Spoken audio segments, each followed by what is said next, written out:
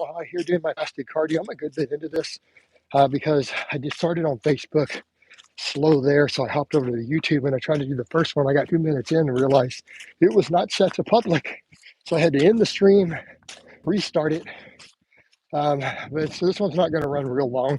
I don't want to do a ton of fasted cardio today. It was a pretty high volume leg day. Did a lot of reps.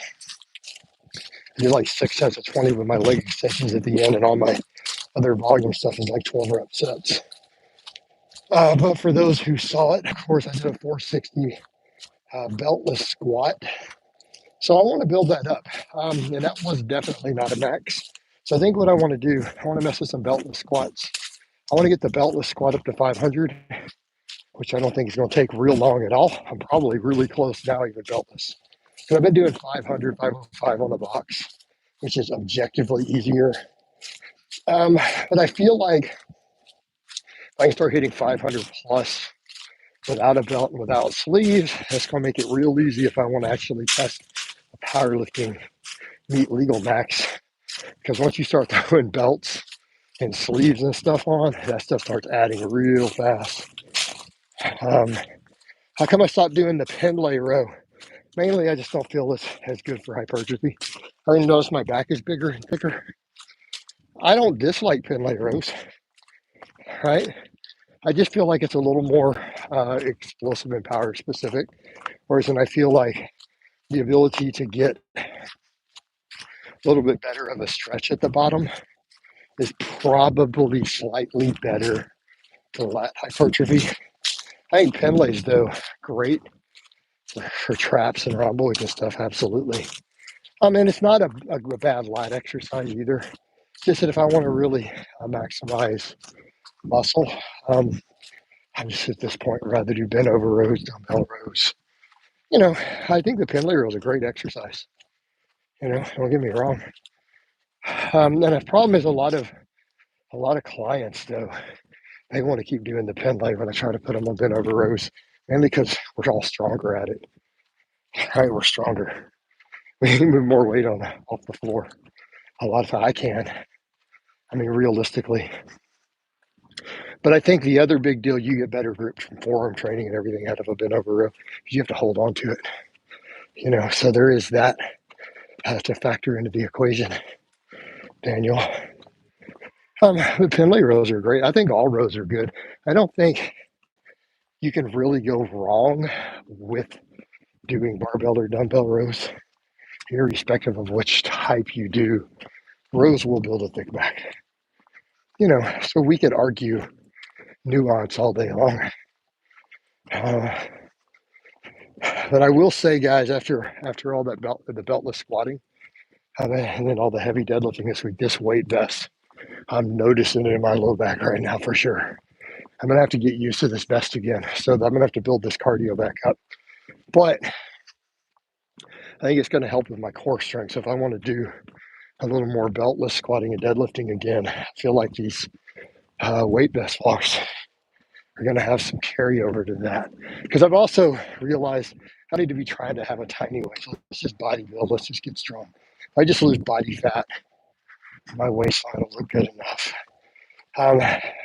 And something I've had to think about more and more, do we want to look jacked, or are we really concerned with some of the other things? Can you get your waist as small as possible? It's not like I'm going to be using insulin and all that, so I don't really care. I'm not going to have a bubble gut. Who do you want to win the Super Bowl? I want my cousin to win the Super Bowl again because a family member of mine will make more money. I have no skin in the game. Other than I have a first cousin who coaches for the 49ers, and I want him to make millions of extra dollars because he's a good person. So that's my pick. Like, I don't think they're in this year. I don't know. They could be. They won it before. All right. I'm going to ignore the silly trolls. You guys don't even get acknowledged. All right. Explain benefits of vest, please. What muscles? The vest is a conditioning tool, guys. Like, I'm wearing a 50-pound vest to get my conditioning and GPP up. It's not that it hits muscles itself, right? It's not that it's working muscles like weightlifting does, but it will absolutely help with your core, right? It'll help with your core, a lot of your whole thoracic lumbar swing, right? So that's the idea. Pretty straightforward.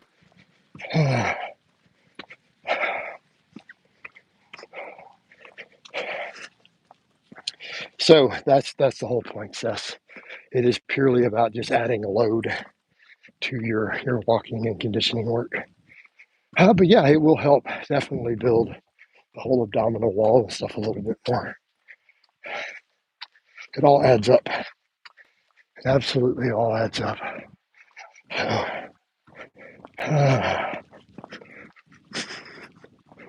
all right.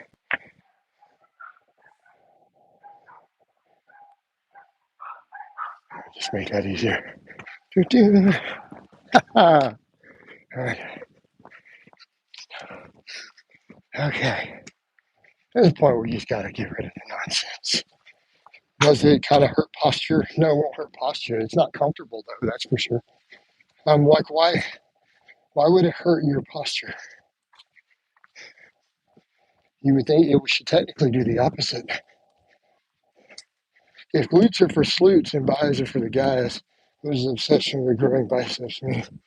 Well, that's a good point, homie. So, yeah, buys are for the guys. So by training arms, more dudes will want to follow me and hire me and give donations, and I'll make more money. Absolutely correct. I think girls cared that much. How's that for an answer? It's about stacking paper.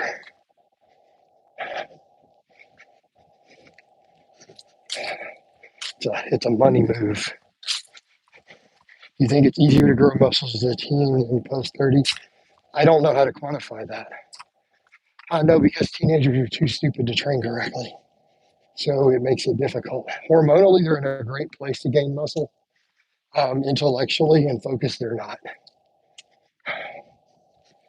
Like, because it's not like you can get them to use good form or proper loading or programs. So no, it's really hard for them to gain muscle. They're just too dumb, unfortunately. Yeah, no experience, no focus. Would a push-pull legs bro split be good for someone with an arthritis condition with the low frequency? Possibly. Right now, I don't feel like doing client blocks. Right. Some of the former vloggers are literally clients too right now. Okay, so I want to be clear. So right now, 3 of those vloggers are active clients. I just don't want to do vlogs right now.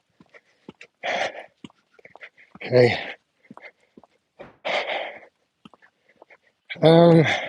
What do you mean it's difficult to gain mass? No, get your training dialed in. See, I have coaching slots available. Right? I'll sort you out, dude. See, hit me up on Facebook. You see the stuff under all my videos. I have coaching slots.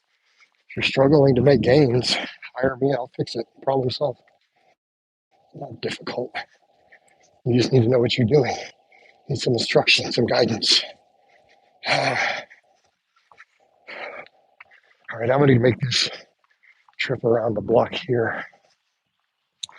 And when I get to my street, I'm going to head back home. I've already kind of hit the cardio time I wanted today, but I'm at least 3 or 4 minutes from my house. It's time to get some food in, especially after leg day. Right? Especially after leg day. Plus, this vlog got started later because I ran it without being set to public accidentally at first. And I did a Facebook one first. I hopped in here, got a couple minutes in, realized nobody was watching. I hadn't said it. Legend said, hey, Jason, what's up, Legend? Just getting my cardio in, dude. All right? Gotta get the cardio. Oh, what's the temp? It's in, I think it's in the 30s, about 40 degrees maybe right now. Why do you guys always ask Texas? That always confuses me. Like, you should probably say what part of Texas, because it could be 50 degrees difference at the exact same minute in the state of Texas. is kind of big. I think because a lot of people are from smaller countries. Probably, I don't know, I'd ballpark at about 40 right now. Uh, yeah, I'm just north of Houston. So I'm not actually in Houston. I'm in a city called Spring. Uh, any part of Texas that's always cold? No. But it snows every year in certain parts of Texas. Not where I live. I mean, well, lately it has been. We've had a snow day almost every year, last couple of years, which means the planet's probably getting a lot colder or something because we never had that before. But yeah, I mean, the northern third of Texas gets snow probably a week every year, if not more. So that's pretty cold. Um, English girls versus Texas girls. Um, what do you want to? Don't. What do you need? What are you asking me? Texas girls are prettier. English girls will pursue you more aggressively.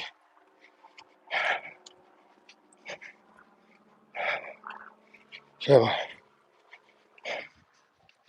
like, literally, all you have to do to get laid in England is not say no. Pretty much it. Do you prefer warmth or cold? Considering I like warmth a little more because I've grown up in a warmer climate, but it gets excessively hot here, like ridiculously hot. You know, I mean, obviously, you would think with my heritage, cold would be better, but the problem is the lifetime of growing up in the heat. It kind of matters, right? It's none of your business how many guns I own.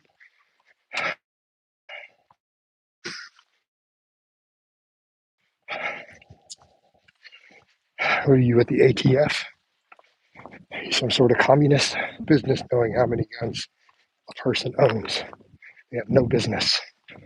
That is generally the consensus of the law of my state, too.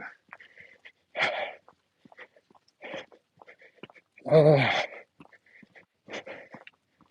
all right, are you still? See, why would you pass something that stupid?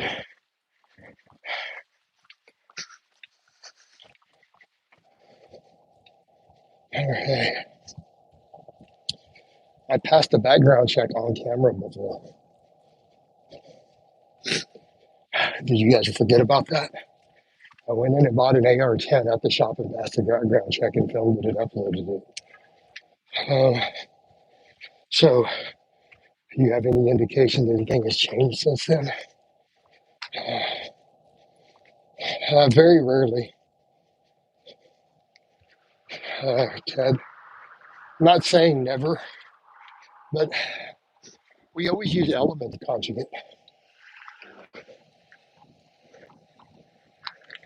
Do you think a belt is absolutely necessary for injury prevention? You just watched me do a beltless squat today. So, based on that, uh, see, I need to be very clear. In my culture, that's an offensive question. Does that make sense? And you maybe didn't know that. So, and that's okay. Maybe it's a cultural breach. Um, that's not something you ask people here. Like, people are very private about that where I live. And even the government supports that culture here. Uh, there would be tons of natty or nuts pepper. Okay, well, that makes sense.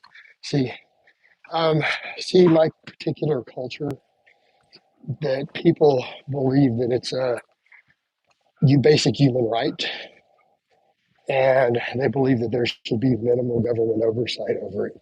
And so, like, people prying into it is seen as suspicious. Does that make sense? Like, we have running jokes. Like, one of the jokes you get here is, you know, um, if the government and if you the government knows that you have 10 guns and they show up and confiscate 10 guns, how many do you have left? The answer is 27. All right. Like that's a standard type joke here. All right. So,